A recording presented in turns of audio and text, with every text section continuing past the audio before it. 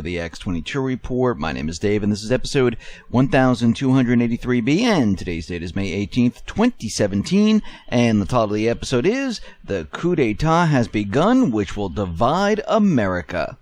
Now, before I get started, I just want to make an announcement. I placed an interview with Stephen Lemon on the X22 Report Spotlight YouTube channel. So if you go over to YouTube and you type in X22 Report Spotlight, it'll bring you right to the video. Or you can come over to the X22Report.com site, scroll down a little bit, look over to the right-hand side. You'll see the video there, and you can play it right on the site. Or you can go to NewsSentinel.com, same thing. Scroll down a little bit, look over to your right-hand side, and you can play the video right on the site.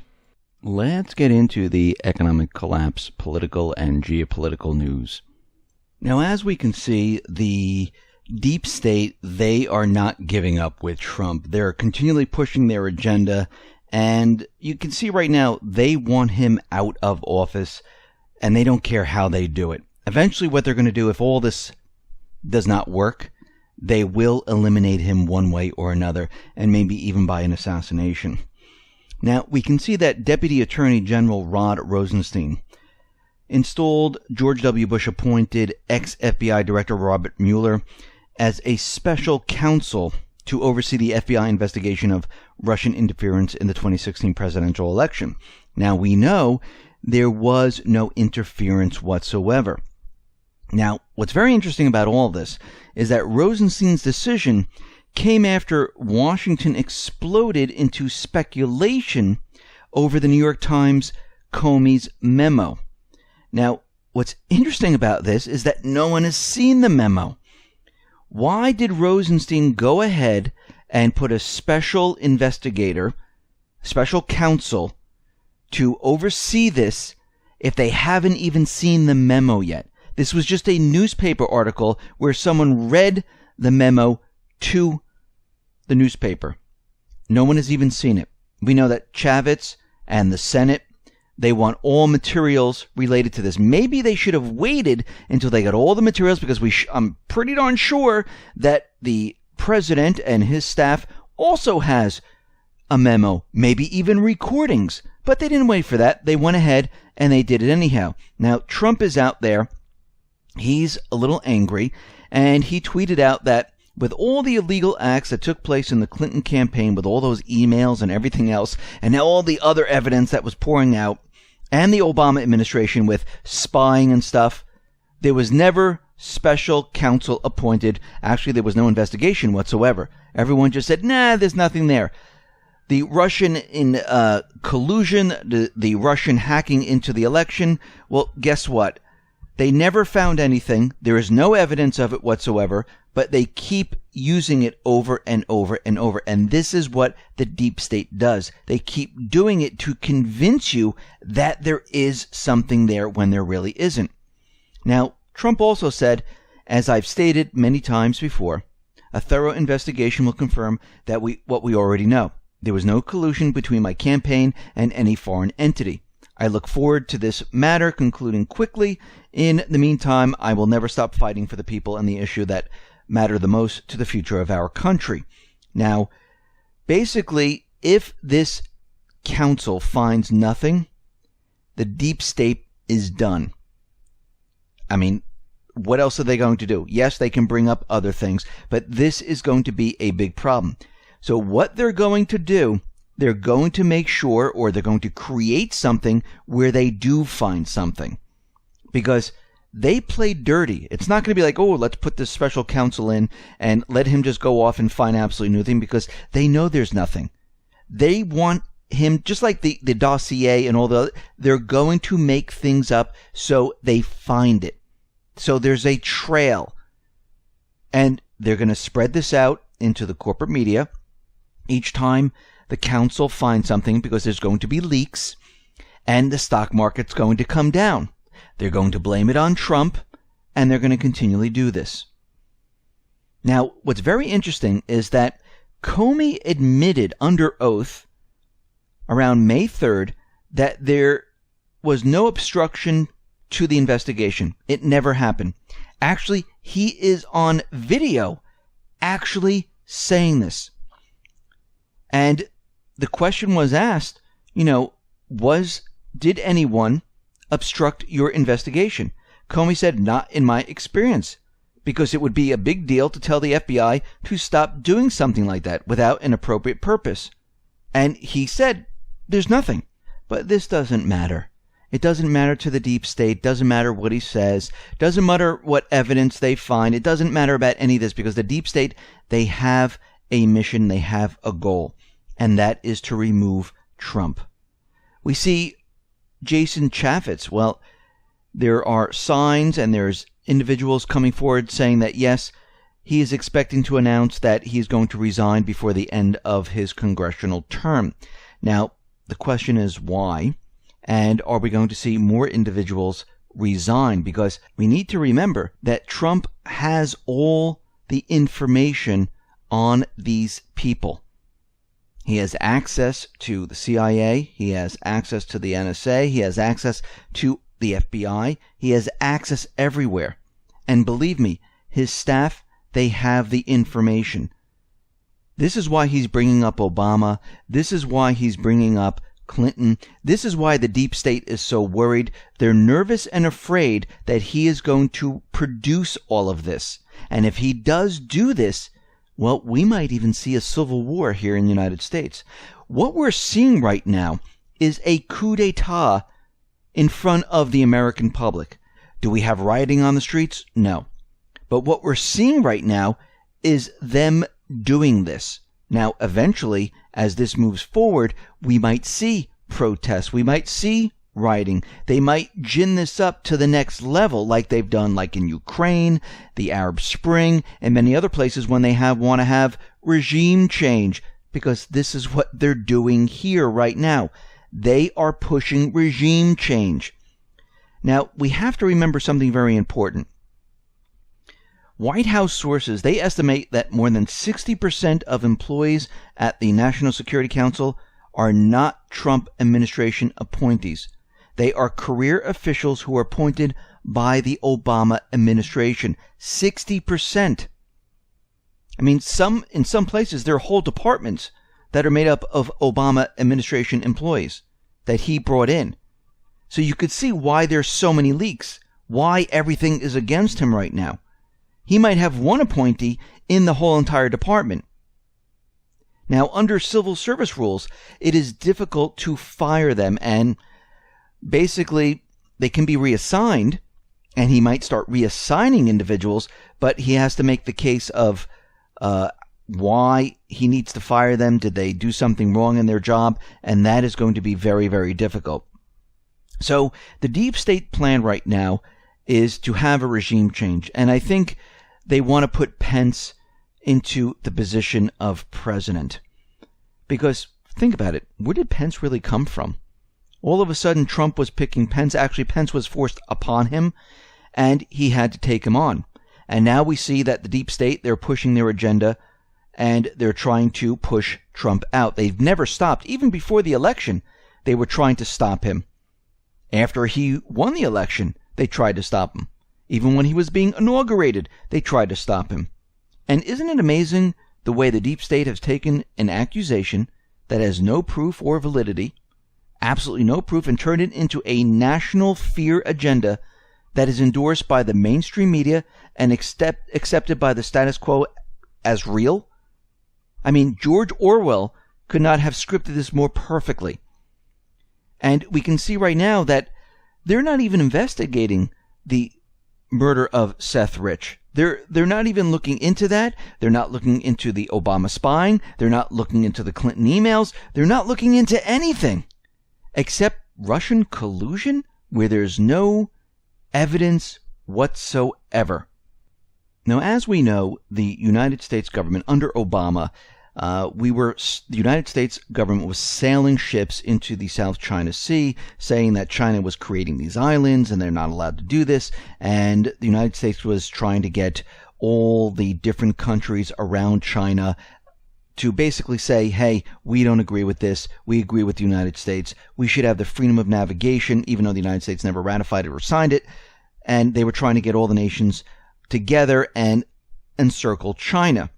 And then we had the elections and Trump came into office, and basically things went haywire, and Trump had a meeting with Xi Jinping in Mar-a-Lago because of the North Korea crisis, and things started to change where the United States government was saying that we were going to get rid of the freedom of navigation, that we weren't going to be doing this for much longer. And we know that the Philippines, Duterte, he's been working with China. He's been getting other nations in the ASEAN, the ASEAN Association, and they drafted a framework for a code of conduct in the South China Sea. This code of conduct is to ease regional tensions over the territorial disputes in the area. Senior officials have completed the negotiations of the draft COC framework ahead of the mid-2017 deadline, which means these countries are going to work together and they're going to be able to sail their ships in this area, which means the deep state is going to have a problem pushing their agenda in that area. So we can see what was happening now with Trump meeting Xi Jinping in Mar-a-Lago, talking to North Korea, talking to Duterte. This is all part of the plan. Now we see Nikki Haley is out there, and she wants to get the UN Security Council involved in what is going on in Venezuela, because she says we don't want Venezuela to turn into Syria, North Korea, South Sudan, Iraq, Libya, Ukraine. I mean, think about what she's saying here. You mean all the places the United States went in and had a regime change, and all the places the United States wants to go into and have regime change? And when I say the United States, I'm talking about the deep state. So she's trying to bring this up in the UN, and she wants to have a discussion about it. Now, Venezuelan Ambassador Rafael Ramirez says, we reject this because, first of all, this is an internal problem. This is not an international problem. We can take care of our own. We do not need the United States involved in our business to mediate what is going on in our country. And he's absolutely right. Even though the deep state is there putting pressure on their economy, which they pretty much shut down everything so the economy doesn't work. Because what they're trying to really do is have regime change, just like they're trying to do here in the United States. And we can see that she's pushing the idea that, no, the UN has to get involved because we know what they want in the end. They want to bring in forces to overthrow the government, and they want it to look like Syria. They want it to look like North Korea. They want it to look like Sudan, Somalia, Yemen, Libya, you name it. Wherever the deep state has been, they've destroyed those countries. And this is what they're really trying to do in Venezuela. And the reason they're doing this is because Putin and Maduro, they are meeting. They're formulating a strategic partnership. They're going to implement various business deals. They're talking about the oil market situation. Putin's talking to Maduro to help the situation in Venezuela. And they realize if Putin gets more involved in Venezuela, this is going to be a problem. And if he helps the economy out in Venezuela, this is going to be a problem. And this is why they're pushing the idea that the UN has to get involved. Trump and the South Korea's newly dispatched presidential envoy, well, they had a meeting and they were talking about basically working together to speak to Kim Jong-un and talk about peace, diplomacy, and of course this is under the right conditions. We don't know exactly what the right conditions mean, but at least they're talking about having a discussion instead of saying, oh, if Kim Jong-un passes this red line, we're going to war. That's what the deep state does. And Trump is not saying that. He wants to work with South Korea to have a diplomatic discussion about the entire situation. And what's very interesting about all of this, Trump is coming out there and saying this, and the South Korean envoy is saying this, just as the Warrior Strike 7 exercise is coming to an end. And this is where there were South Korean warships, the U.S. ships, and U.S. Army. They were all down there with this entire exercise on how to invade North Korea and how to remove Kim Jong-un. But this exercise is now coming to an end right now, and we hope that many of the ships return to their home base or go on a different type of mission. Now, as we know, out in Afghanistan, well, we know that the deep state, they are continually pushing their agenda there, and Trump's advisors, in the beginning they said they wanted 3,000 to 5,000 soldiers in Afghanistan. Well, they upped it to more than 50,000 soldiers to be put into Afghanistan to take control of everything there, which they will not be able to do. They've tried this before. And what is happening is they're losing the war in Afghanistan, and they understand they're losing. And this is why they want to bring in a lot more troops into this area to keep control of the situation. What we're seeing is that they want to push a big escalation, much bigger one than has been suggested in previous reports. And it looks like they want to keep troops in Afghanistan. This war will never end, and Trump needs to make a decision. Again, if he does do this, this is not a good sign, because the war will never end. He needs to remove the troops from all these different areas. Now, out in Syria, we see that something big just happened. The deep state, they're pushing their goal to start a war, and they're going to continually do this. Now, what happened was coalition jets, well, they struck an Assad convoy in southern Syria. Remember, a couple reports back, we were talking about how the United States was bringing troops up to the border, and we had Syrian forces, they were bringing troops down.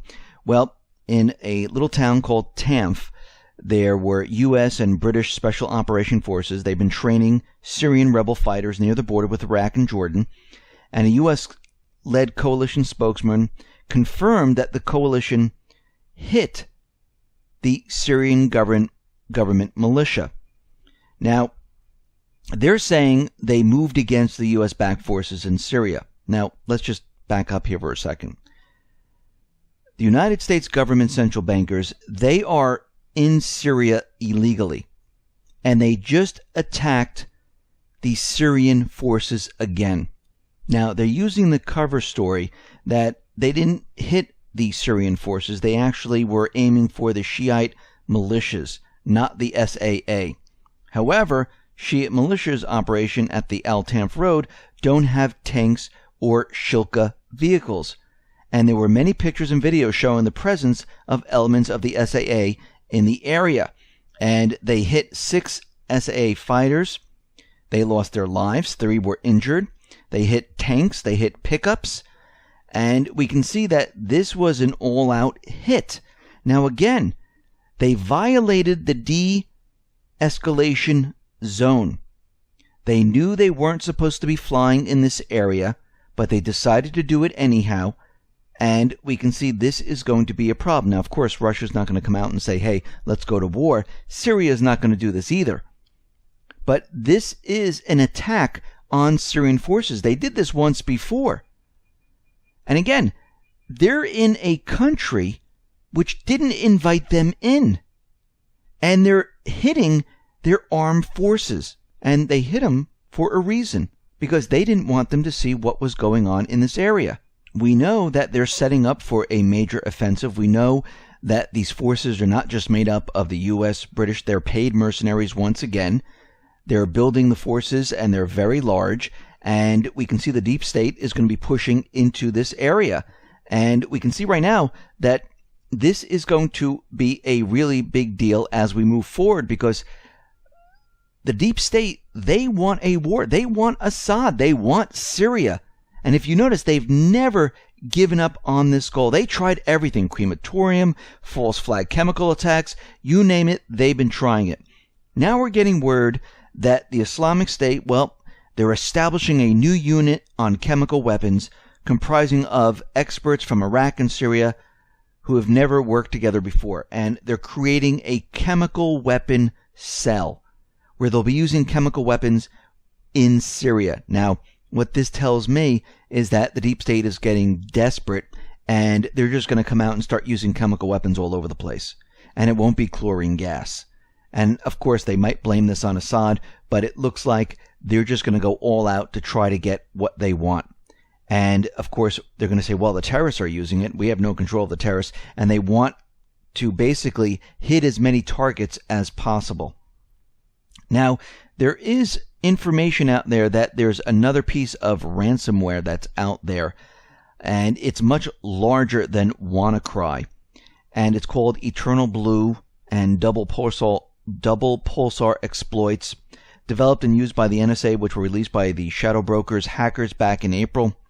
And the initial statistics suggest that this attack may be larger in scale than WannaCry, affecting hundreds of thousands of PCs and servers worldwide. Now, they don't shut them down. They don't ask for money. What they do is they use your processing power to basically mine cryptocurrency. So if you see your PC, your laptop slowing down and you really can't do anything, you might have this on your system. And we know that the deep state, the central bankers, we know that eventually what they're going to do when they can't get their way, when their plans don't pan out, and they have no alternative, they are going to hit the world with a cyber attack. Not just the U.S. We can see already from the WannaCry, all they had to do is flip a switch and boom, it was out there. And this was kind of benign. Think about the more advanced ransomwares or the more advanced malware or viruses that they have, systems that they can use where they can just bring down system in a snap of a finger. Because remember, because of WikiLeaks, we know that they have access to every single system. So to bring something down is quite easy. And this is why when I was speaking to Bix Weir in an interview, when he said, yes, all digital currency is going to completely disappear, they can do this in a snap of a finger and wipe everything out. And this would be the perfect explanation of why the economy failed. There, you can't track anything that they've done. Everything that they've done in the past many, many years is completely gone. And they can say, listen, this wasn't our fault. This was because of this country, this group, and we'll restart the system for you, no problem. All the debt's gone, and we'll just help everyone. And of course, we'll have to go through a period where things are chaotic and things like that, and they'll have to restart the entire system. And this is what the fight is about. Who is going to control the next economy? Who's going to control the creation of currency? Is it going to be we the people, or is it going to be the central bank once again? Listen, everyone, thanks a lot for listening. Be well, be safe, and especially be prepared. Thanks a lot.